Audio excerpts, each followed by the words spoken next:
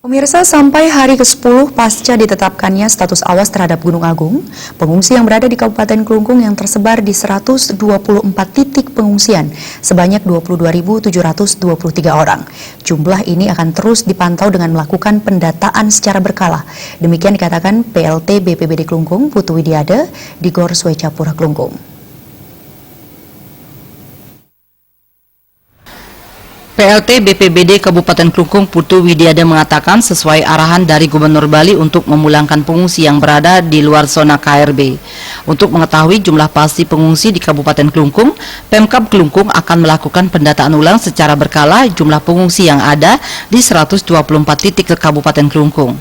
Harapannya diperoleh data yang valid. Selama ini ada pengungsi sudah terdata di satu pengungsian, namun saat mereka mencari kerabat atau saudaranya ke pengungsian lain di Kabupaten Klungkung, mereka didata kembali sehingga kemungkinan data ganda bisa saja terjadi. Sampai saat ini total jumlah pengungsi di Kabupaten Klungkung mencapai 22.723 jiwa dengan rincian 5.374 kakak yang tersebar di 124 titik. Sementara pengungsi yang ada di Gor Swecapura berjumlah 1.626 jiwa atau 451 kakak. Sementara itu mekanisme pemulangan para pengungsi dilakukan sesuai arahan gubernur. Pendataan ulang terhadap pengungsi juga dilakukan. Diharapkan pengungsi yang berada di luar zona KRB bisa kembali ke rumah masing-masing untuk kembali beraktivitas seperti biasa.